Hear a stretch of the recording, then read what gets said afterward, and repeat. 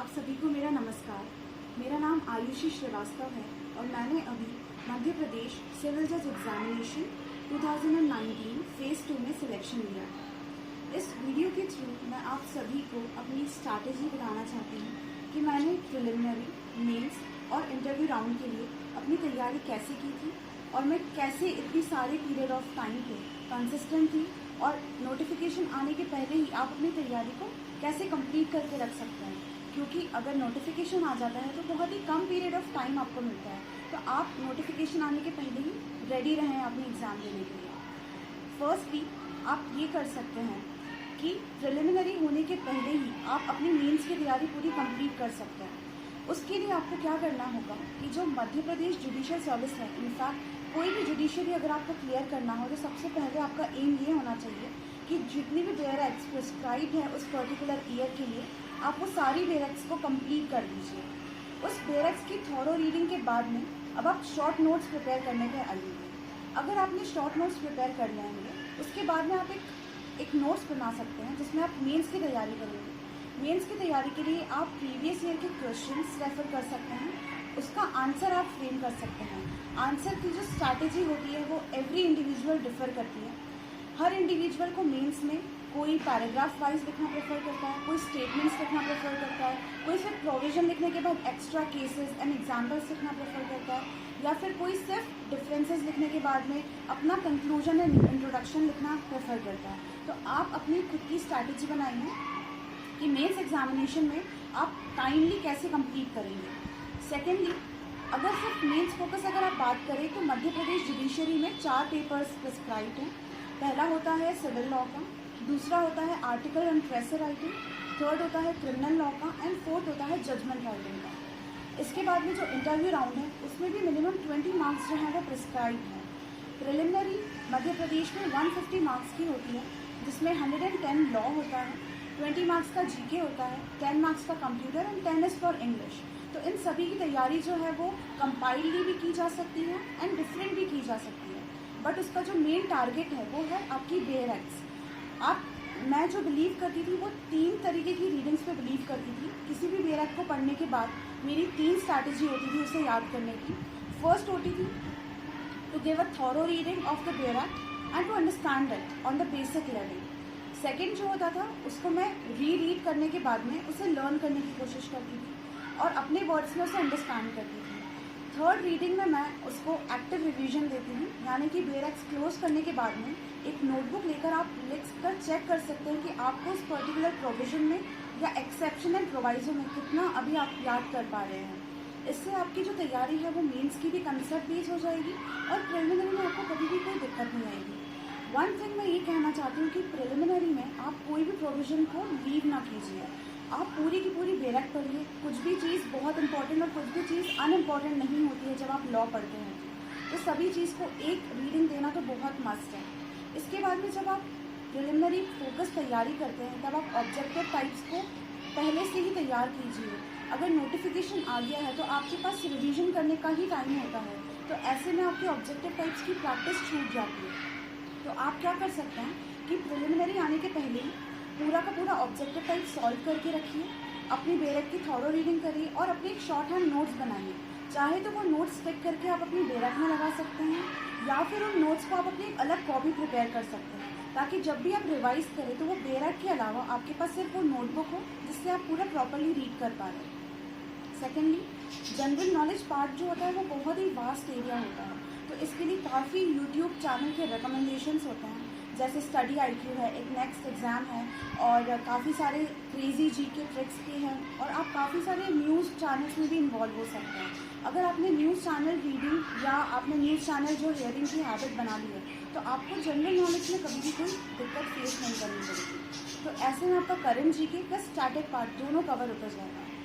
Thirdly ये कि जो लूसेंट आती है वो मध्य प्रदेश स्पेसिफिक भी आती है और एक जनरल भी आती है। तो अगर आप लूसेंट रीड कर रहे हैं तो स्टैटिक पार्ट आपका पूरा उसमें कवर हो जाएगा। आप उसको रीड करने के बाद में अगर आपके पास इनफ टाइम है तो आप उसको एक थॉरो रीडिंग दीजिए पूरी लूसेंट को। उसके बाद में आप इंपॉर्टेंट चीज़ें मार्क कर लीजिए कि जब भी आप नेक्स्ट बार लूसेंट पढ़ेंगे तो आप सिर्फ इंपॉर्टेंट चीज़ों को ही रीड करेंगे। उसके बाद कंप्यूटर के लिए आप ये कर सकते हैं कि जो प्रीवियस ईयर के क्वेश्चंस आ चुके हैं वो आप बना सकते हैं। आप छोटे छोटे चार्ट्स बनाकर अपनी टेबल के सामने स्टिक कर सकते हैं, जिसमें शॉर्टकट कीज़, जिसमें आप कंप्यूटर के जो बेसिक वर्ड है, MS एक्सेल है, और जो बेसिक प्रोग्रामिंग चीज़ें हैं जो आती हैं बार बार, वो आप कर सकते हैं। जो एब्रीविएशंस होते हैं कंप्यूटर में वो भी इंपॉर्टेंट होता है, तो आप वो स्टिक कर सकते हैं अपनी टेबल के सामने। तीसरी चीज़ जो आप कर सकते हैं वो आप लास्ट 6 मंथ्स का जीके ज़्यादा फोकस करेंगे करंट अफेयर्स के लिए, तो वो आपके लिए बहुत हेल्पफुल होगा। फिर coming to the English part भी बहुत वास्ट एरिया होता है, तो आप उसको प्रीवियस ईयर के पेपर से रीड करके और एनालिसिस करके अपना एक शॉर्ट में लिख लीजिए कि किस किस पार्ट से आ रहे हैं। मैंने जो किया था वो प्रीवियस ईयर के जीके के क्वेश्चंस को भी ऐसे ही एनालिसिस किया था, जिसमें मैंने अलग से टॉपिक वाइज अपनी नोटबुक में लिख लिया था कि स्पोर्ट्स एंड ऑनर्स, अवार्ड्स, या फिर recent leaders, famous activities, current and burning issues कितनी बार बार पूछे जा रहे हैं, और उस चीज़ों के रिवॉल्व होके कितनी चीज़ें MCQs में अपने प्रिलिमिनरी में पूछी जा रही है। तो आप उन चीज़ों पर ज़्यादा फोकस करिए अपने नेक्स्ट अटेम्प्ट में। प्रिलिमिनरी की तैयारी बेयर एक्ट एंड एक्स्ट्रा चीज़ें जो थोड़ी बहुत बुक से आपने रेफ़र करके लिखी हैं उसके थ्रू, और ये जो जीके की बुक्स मैंने भी बताई हैं आपको, उसके थ्रू बहुत ही ईजीली हो सकती है। इसके अलावा आप मैगजीन में रेफ़र कर सकते हैं अगर आप न्यूज़ रीडिंग में बिलीव नहीं करते हैं तो। उसके लिए आप क्या कर सकते हैं कि प्रतियोगिता दर्पण रेफ़र कर सकते हैं, दृष्टि IAS की मंथली मैगजीन आप रेफ़र कर सकते हैं, आप स्पीडी रेफ़र कर सकते हैं। तो करंट अफेयर्स आप कोई भी लोकल मैगजीन रेफ़र कर सकते हैं। उसके बाद जब मेंस की बात आती है तो मेंस में आप सबसे पहले अपनी स्पीड पर, अपने टाइम मैनेजमेंट पर और अपने प्रेजेंस ऑफ माइंड यानी आपकी ग्रास्पिंग पावर पर आप फोकस कीजिए। मेंस की तैयारी प्रिलिमिनरी के साथ साथ ही की जाती है। जिस टाइम पे आप एक्टिव रिवीजन करते हैं प्रिलिमिनरी का, उसी टाइम पे आपकी मेंस के जो प्रोविजंस हैं वो आपको थॉरली याद होते जाते हैं। तो आप मल्टीपल रिविजन कीजिए। उसके बाद में जो भी एक्स्ट्रा कॉमेंट्रीज हैं, इलस्ट्रेशंस हैं, केसेस हैं, आप वो डायरेक्ट के सामने ही स्टिकी नोट लगाकर लिख सकते हैं, या फिर एक सेपरेट कॉपी जो आपकी एक्स्ट्रा कॉपी होगी आप उसमें बनाकर लिख सकते हैं। उस एक्स्ट्रा कॉपी में जो कंटेंट होगा वो आपके बेरक के प्रोविजंस के अलावा होगा, जिसमें आप अपने लीडिंग केस लॉस या फिर करंट केस लॉस जो ऑनरेबल सुप्रीम कोर्ट ने रिसेंटली दिए हुए हैं आप वो लिख सकते हैं। कुछ ऐसे इलस्ट्रेशंस जो आपने खुद में फ्रेम किए हुए हैं या फिर जो प्रोविजंस में दिए हुए हैं आप वो रेफर कर सकते हैं। इसके अलावा लीगल मैगजीन्स या फिर कुछ ऐसी डॉक्ट्रिन्स होती हैं जो काफ़ी इंपॉर्टेंट है, लीडिंग हेल्प की गई होती है या तो इंग्लिश लॉ के थ्रू या फिर इंडियन लॉ के थ्रू, आप वो भी वहीं पे मेंशन कर सकते हैं। प्रोसीजरल सब्जेक्ट के लिए जो भी डिफरेंसेस हैं आप वो भी सेपरेट कॉपी में लिख सकते हैं। ऐसा करने से जब मेंस आएगा तो आप टाइम बाउंड स्टडी करेंगे, प्रीवियस ईयर के क्वेश्चंस देखिए कि किस पार्ट से ज़्यादा क्वेश्चंस पूछे जा रहे हैं। उसके बाद में आप एक्टिव रिवीजन कीजिए और अपना राइटिंग प्रैक्टिस कीजिए। एक सिनॉप्सिस बनाइए आप हर आंसर का, कि अगर फॉर एग्जांपल प्रोसीजर में एक बड़ा क्वेश्चन आ गया है तो आपको कौन कौन से पॉइंट्स हैं जो बिल्कुल भी छोड़ने नहीं है। इन केस एक बहुत ही बड़े चैप्टर या बहुत ही बड़े पार्ट का एक मीन्स का 8 नंबर या 4 नंबर का क्वेश्चन पूछा गया है तो आपको उसको डिटेल में लिखने की ज़रूरत बिल्कुल भी नहीं है। आप उसको शॉर्ट हैंड कीजिए, अपनी लैंग्वेज में लिखिए, और अगर टाइम नहीं मिल रहा है तो आप पॉइंट वाइज भी उसे लिख सकते हैं। तो मेंस जो बेस्ट है वो यही होती है कि आप अपने कोर कंसेप्ट और अपना छोटा सा एक्स्ट्रा नॉलेज पुट ऑन करेंगे तो मेंस में नंबर आपको बहुत ईजीली मिलेंगे। इसके बाद आर्टिकल राइटिंग के लिए आप ओपिनियन फॉर्म करने के लिए काफ़ी सारी एक्टिविटीज़ कर सकते हैं। जो बेसिक है वो है आपकी book reading habit, magazine reading habit, news watching and talking to some opinionated persons कि आपके डिफरेंट ओपिनियंस फॉर्म हो जो किसी भी तरीके से पार्शियल ना हो। तो आप कई सारे न्यूज़ चैनल्स देख सकते हैं, राज्यसभा टीवी, बिग पिक्चर, विशेष, भारत फर्स्ट का फ्रैंक राजन परेरा सर का एडिटर जो चैनल है वो आप रेफर कर सकते हैं, जिसके थ्रू आप अपने ओपिनियन फॉर्म करके आर्टिकल को बहुत अच्छे से लिखेंगे। आर्टिकल के लिए आप अलग अलग कोट्स फेमस लीडर्स के द्वारा जो भी दिए गए हैं वो भी आप लिख सकते हैं, अलग अलग पोएम्स लिख सकते हैं, अलग अलग एग्जाम्पल्स नरेटिव्स जो हैं वो लिख सकते हैं, या ऐसे कोई इंस्टेंसेस या कोई स्टोरी, शॉर्ट स्टोरी बनाकर आप लिख सकते हैं जो पास में हो चुकी है। और आपका जो आर्टिकल राइटिंग है वो एक ऐसा होना चाहिए कि आप वर्ल्ड की तरफ सेंट्रिक होकर फिर उसको नीचे नीचे जब आप लिखते जाएंगे तो कंक्लूजन आपका इंडिया सेंट्रिक हो जाए, क्योंकि जो मेजर आर्टिकल टॉपिक्स आते हैं वो इंडियन प्रॉब्लम्स या इंडियन कोई स्कीम्स उससे रिलेटेड ही आते हैं।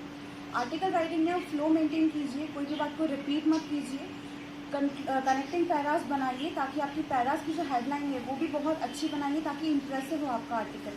प्रेजेंट आप काफ़ी अच्छे से कीजिए, एक नेक्स्ट लाइन से अपना कोई नया पैराग्राफ स्टार्ट कीजिए। इसके बाद में जो क्रिमिनल लॉ का पेपर है ये काफ़ी वास्ट पेपर होता है, प्लस इसमें मध्य प्रदेश में स्पेसिफिकली इसमें जो माइनर अपने लोकल लॉज हैं वो भी इंक्लूड होते हैं। तो लोकल लॉज के लिए आप ये कर सकते हैं कि आप सेपरेट पार्ट्स बनाकर उनको या तो किसी एक रेफरिंग गाइड से आप पढ़ सकते हैं या अपने सेल्फ प्रिपेयर्ड नोट्स बनाइए। और सबसे इम्पॉर्टेंटली कोई भी सब्जेक्ट के लिए आप अपने खुद के नोट्स प्रिपेयर कीजिए। आप किसी और पे अगर डिपेंडेंट होंगे तो नोट्स में आपकी खुद की जो झलक है आपकी खुद की मेहनत की वो नहीं दिखेगी और वही चीज़ आपके मेंस में शो होगी।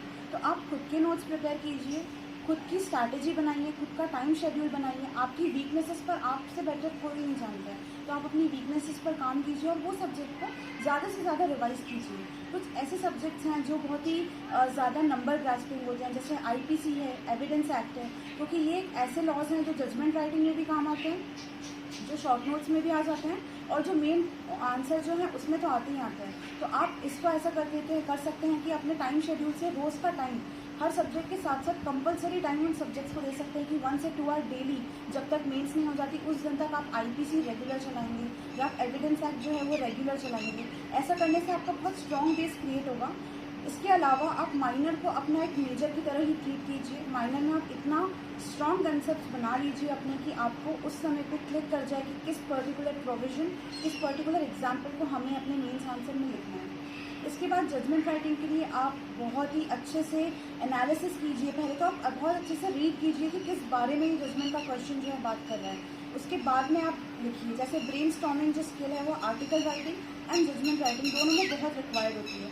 तो ब्रेनस्टॉर्मिंग के लिए आप जल्दबाजी मत कीजिए कि मेरा पेपर अगर छूट ना जाए इसलिए मैं लिखना स्टार्ट कर दूँ।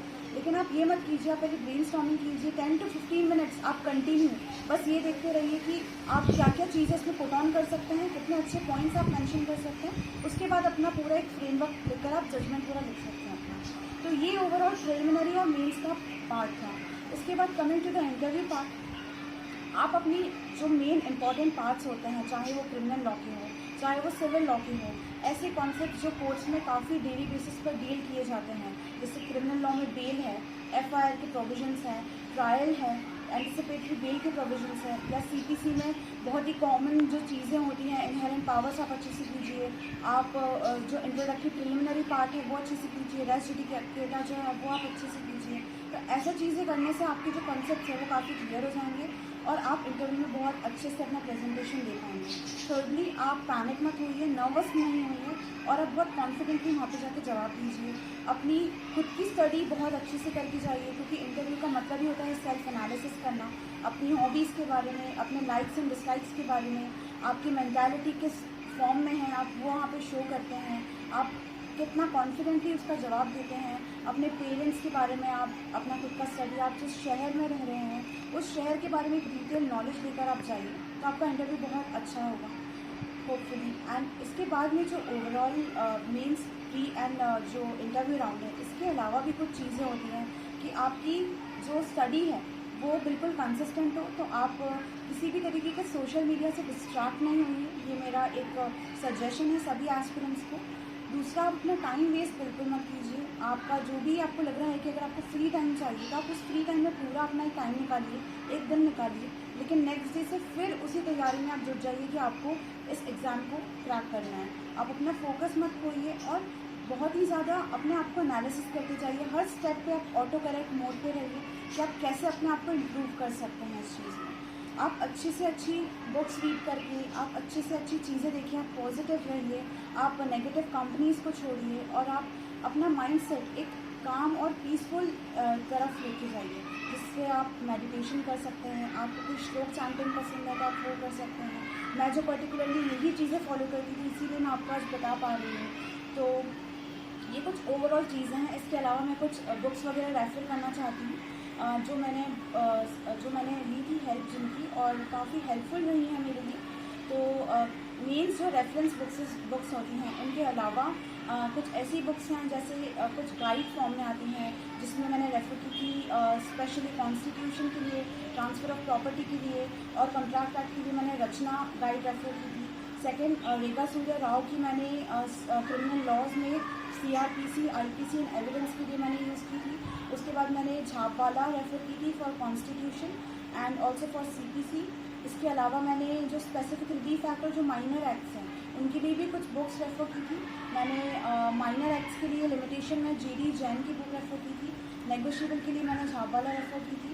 इसके अलावा अकोमोडेशन के लिए मैंने सुप्रीम कोर्ट के जितने भी लीडिंग केसेस या जो मध्य प्रदेश हाई कोर्ट के स्पेसिफिक जजमेंट्स रहे हैं, उनमें जो भी कमेंट्रीज मुझे अच्छी लगी थी वो मैंने अलग से नोट करके लिखी थी, ताकि कंसेप्चुअल बेस्ड अगर अकोमोडेशन एक्ट या MP राशि से आते हैं तो वो भी मेरे रेडी रहें। तो ये कुछ इंपॉर्टेंट बुक्स थी जो मैंने रेफ़र की थी और मुझे बहुत हेल्पफुल रही थी। तो आज इस प्लेटफॉर्म के थ्रू आप मुझे ये बताने का मौका मिला है, इसके लिए मैं बहुत बहुत थैंक यू बोलना चाहती हूँ।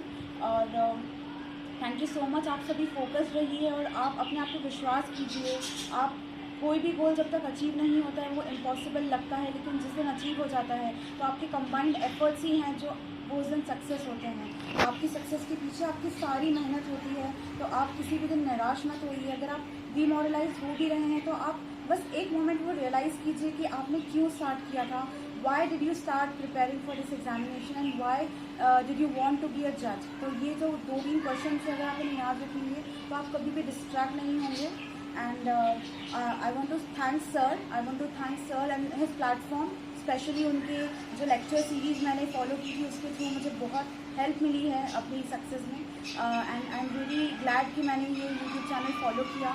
So thank you so much and all the best.